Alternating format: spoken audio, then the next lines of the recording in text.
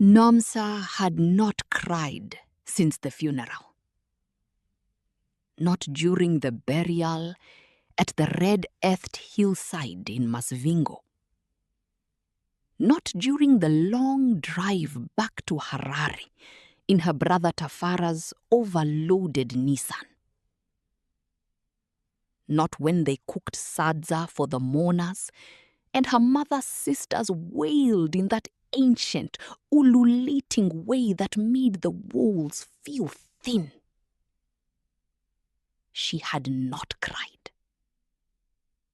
She had simply moved from room to room, from task to task, the way women in her family always moved when there was grief to be carried.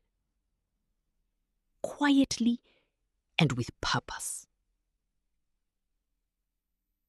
It was 3 weeks after her mother, Mandlovu, had passed peacefully in her sleep at 74 that Nomsa finally returned to the house in Masvingo to clear it out. The house was a modest thing. 4 rooms, a corrugated iron roof that sang when it rained, a small garden where her mother had grown tomatoes, and a stubborn rose bush that nobody had ever managed to kill. The neighbors had watered it while Mandlovu lay in hospital. It was still alive, still red. Nomsa stared at it from the door for a long time before she went inside. The bedroom smelled of her mother. Pond's cold cream, camphor bowls, something deeper, older, that Nomsa could not name, but that made her chest ache in a way that had no language. She opened the window. Masvingo's dry season air drifted in, warm and golden, carrying the faraway sound of cattle bells from somewhere across the kopjes. She started with the wardrobe. Blankets, church dresses in navy and white, a plastic bag full of receipts from the 1990s that Mandlovu had apparently considered too important to throw away. A tin of buttons. A Bible so worn, its cover had been held together with a rubber band for years. Nomsa set these things into piles. Keep, give away, throw away. She worked steadily, the way her mother had taught her to work. Without sentiment, without stopping. It was at the back of the bottom drawer, tucked beneath a folded chitenge cloth and a bundle of dried-in pepper, that her hand touched something stiff. An envelope. Old. The paper yellowed to the color of weak tea, the edges beginning to crumble at the corners. Nomsa pulled it out slowly, the way you pull something from the ground when you are not sure what is attached. The envelope was sealed. It had never been opened. And it was addressed to her. Nomsa sat down on the edge of her mother's bed, the springs groaning softly beneath her, and turned the envelope over in her hands. The handwriting on the front was faded, but still. Inside was a single page, folded in thirds, the crease still sharp after all these years. She unfolded it carefully. terrified, she realized, without knowing exactly of what. The handwriting inside matched the handwriting on the envelope. Steady. Careful. The handwriting of a man who had thought for a long time before putting pen to paper. The letter read, Beitbridge, Zimbabwe, March 14, 1994. My dear Nomsa, I do not know if you will read this. I was a coward. That is the simple truth. I was young and I was frightened. And I believed the lie that a man who runs is somehow freeing the people he loves from the burden of himself. I know now that this is not freedom. I know now what I cost you. I live with this every day. I have been sober for 2 years, 4 months, and 11 days. I have given my life to God genuinely this time. Not as the performance I made of it when I sat in your mother's church and sang hymns while living as though God could not see me. Something happened to me in a room in Beitbridge that I cannot fully explain, except to say that I met the Lord, and He did not turn away from me. And that has made it impossible for me to keep pretending that I can carry this silence any longer. I am not writing to ask you to forgive me. That is too large a thing to ask in a letter. I am writing to say that I am alive and that I am sorry, and that not one day has passed, not one single day, in which I have not wondered who you became. If you ever want to find me, I am here. If you never do, I will understand. But God told me to write, and so I wrote. Your father, Elijah.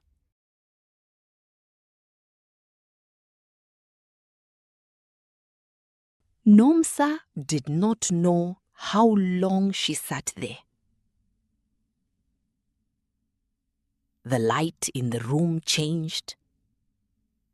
The sharp gold of mid-morning softening into the flat white of midday. And she sat on the edge of her mother's bed and held the letter in her lap and felt something enormous moving through her. The way weather moves across the Zimbabwean lowveld. Slow at first, then all at once. Her father had written to her. He had been alive. He had been sober. He had found God. Not the performing kind. Not the Sunday-only kind. But the real kind. The kind that makes a man sit down and pick up a pen and write a letter he is not sure will ever be read. He had done the hard, humble, unguaranteed thing. and her mother. Her quiet, capable, church-going mother who had ironed her school uniforms and plaited her hair and taught her to make peanut butter stew and never spoke of Elijah Moyo if she could help it. Her mother had received this letter, had held it, had made a choice, and had placed it at the bottom of a drawer beneath a piece of cloth. Nomsa understood it. That was the terrible part. She understood her mother completely. Mandlovu had been a woman scorned and abandoned. Left to raise a child alone in a Zimbabwe that had no patience for women in her situation. She had rebuilt everything from the pieces Elijah had left behind. She had made herself a life and a faith and a dignity. And then a letter had arrived from the man who had broken all three. She had not been ready. Perhaps she had told herself she would give it to Nomsa later, when the time was right. Perhaps the right time had never come. Perhaps she had simply been afraid. Perhaps, and this thought arrived slowly, painfully, like the last piece of a puzzle. Perhaps Mandlovu had also been waiting to be ready to forgive.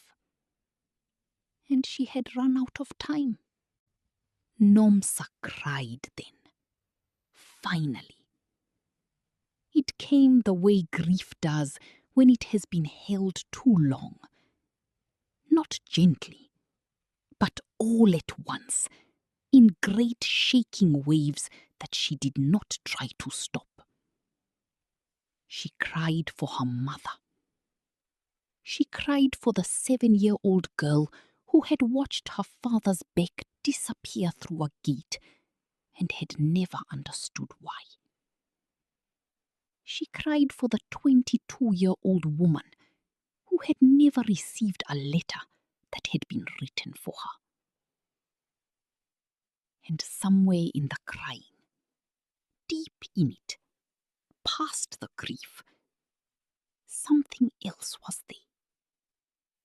Something she recognized from long acquaintance as the presence of God. Not speaking, not explaining, simply present. The way he always was in the places where human understanding ran out. It took Nomsa 2 weeks to find him. Her cousin Rutendo, who knew everybody and had the tenacity of someone who should have been a private investigator, made phone calls and asked questions through networks of church people and old neighbors that stretched from Masvingo down to the Limpopo. What they found surprised them both. Elijah Moyo was not dead. He was 81 years old. He had been living for the past decade in a small room behind a Pentecostal church in Baitbridge, helping with maintenance, praying with anyone who asked, growing tomatoes in cracked clay pots in the yard. The pastor of the church described him with some bewilderment as a man who seemed to be waiting for something. Nomsa drove to Baitbridge on a Thursday morning in April. She went alone. She did not tell her children where she was going, only that she had an errand and that she would be back by evening. The drive south took her through landscapes she had always loved. The wide, tawny openings of the lowveld, the mopani trees with their butterfly-shaped leaves, the occasional baobab standing like an elder above the scrub, patient and enormous. She prayed out loud in the car, the way she had learned to do on long journeys. She did not know what she was going to say. She asked God to give her the words. The church was small, brick and painted white, with a wooden cross above the door that had been repainted recently and still smelled faintly of fresh paint. The pastor met her in the yard and led her around the side of the building, past the tomato plants in their clay pots, to a door at the back. He knocked quietly. Then he stepped aside and left her there. The man who opened the door was small. That was her first thought.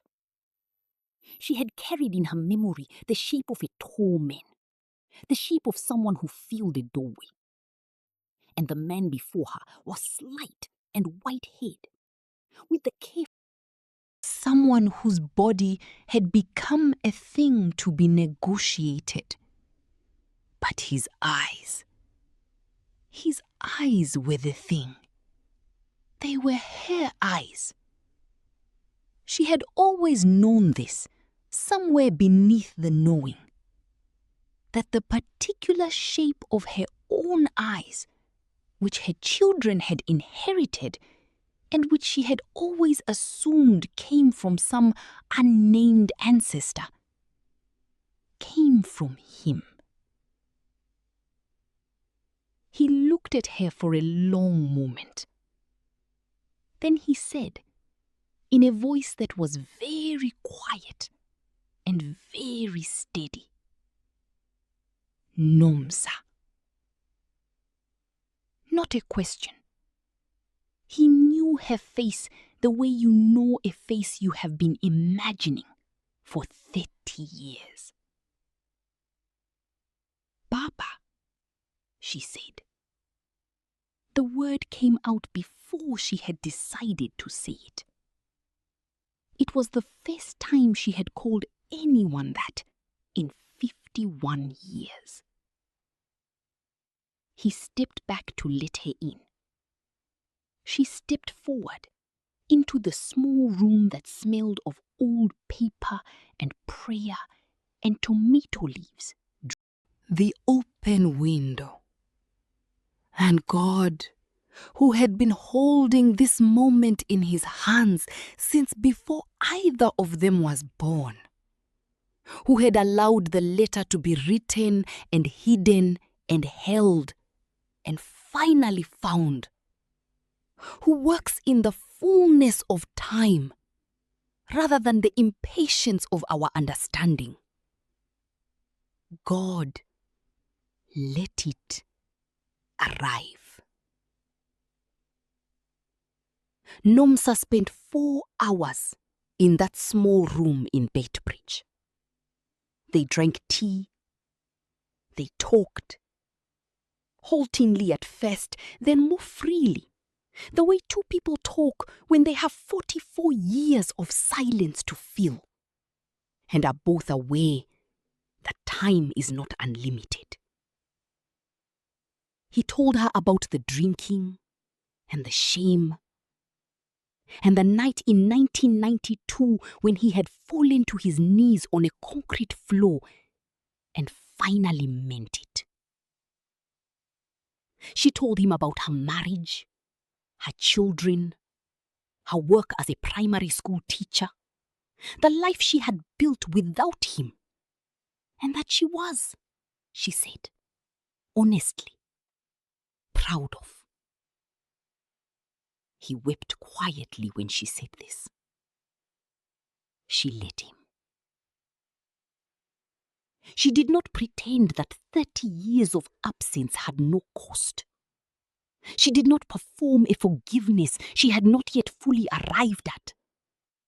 But she told him the truth, that she had come, that she was here, that she had read his letter, and that somewhere in the reading of it, the particular hardness that had lived in her chest for as long as she could remember, the wordless, unnamed bitterness she had carried like a stone since she was 7 years old, had begun very slowly to loosen. "Why now?" she asked him near the end. "Why did God let this happen now and not before? You wrote that letter when I was 22. We could have had 30 years. The old man was quiet for a long time.